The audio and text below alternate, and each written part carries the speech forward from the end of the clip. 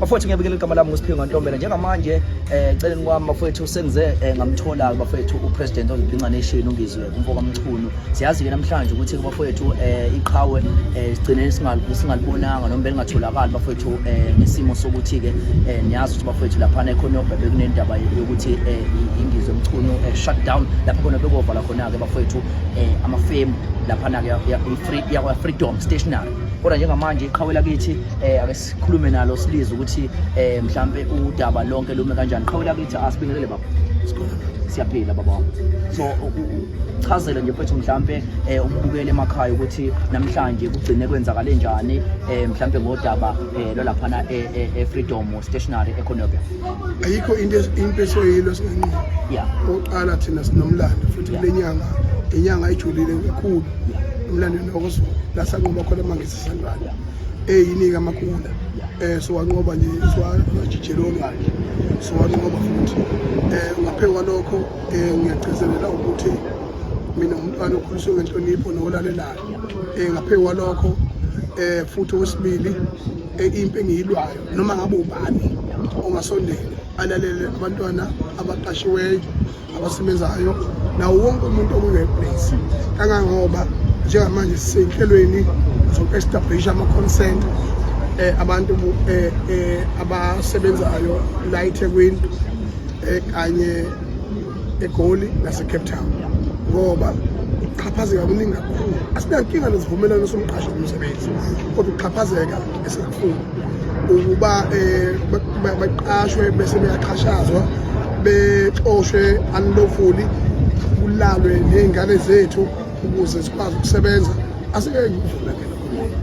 Mina njengopresident omabhinqa wabe ngoyisilo semabandla wonke ngizeyidwela lento ngize ngiyife nginikele nangempilo yami uqobo ngoba mina ngiloni kwala angisabi lamandiya enza lokuthuve abawenzayo lapha angwesabi nawe ayakwazi lokho.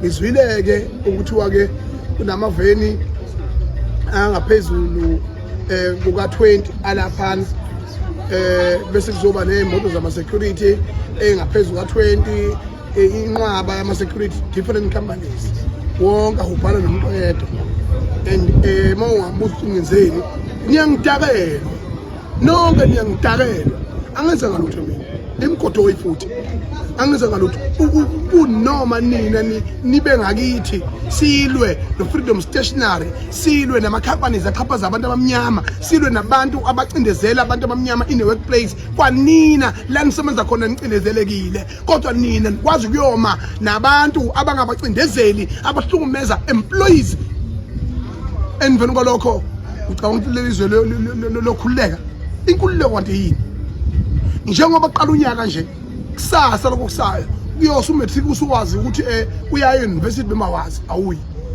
no distinction baphumile namhlanje kodwa leso stationery abefunda ngaze lababhala ngaso sakhiwe ngegazi leyithukuthuku zengane zendubazana ejulukayo lapha ama-stationery companies indawo afuna ukulalela kunomelalele ayakhokha akhokhela amandiya akhokhele amandiya akhokhele amaphoyisa akhokhele uLabor akhokhele ubeginning council ayiprotecta ngemali instead of protecting themselves with justice and lawfully.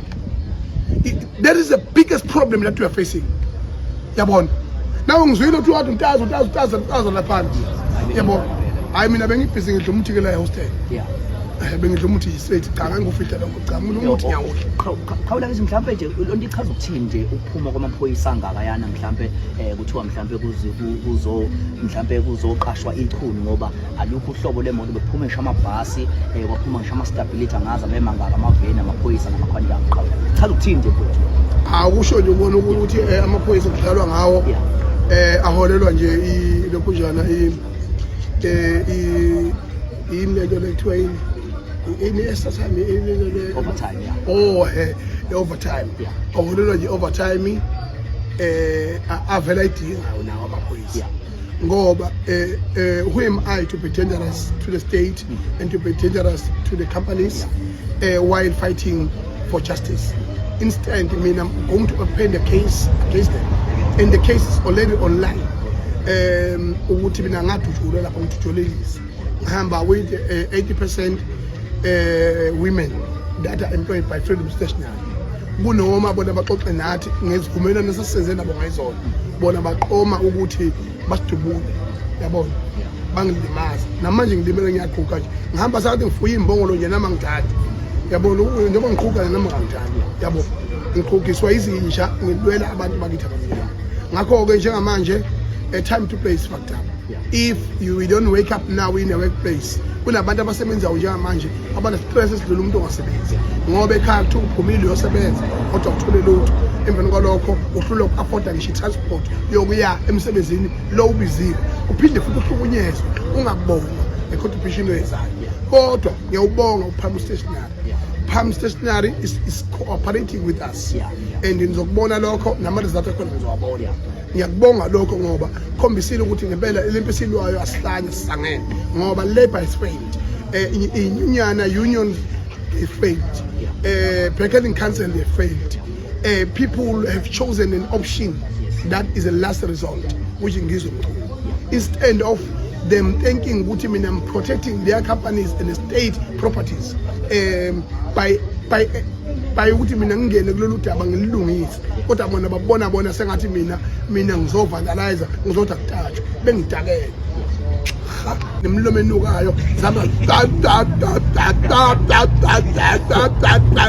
msumsuni ezinja khawubuza usibonile ukuthi isipholofithi kwathi uyayivumela awushengi umsulweni abendlule besensizwa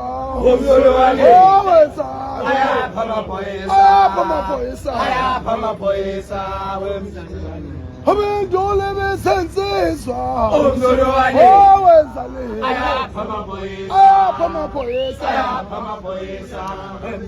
phansi ngamakula khaphaza phansi baba msulu ezinja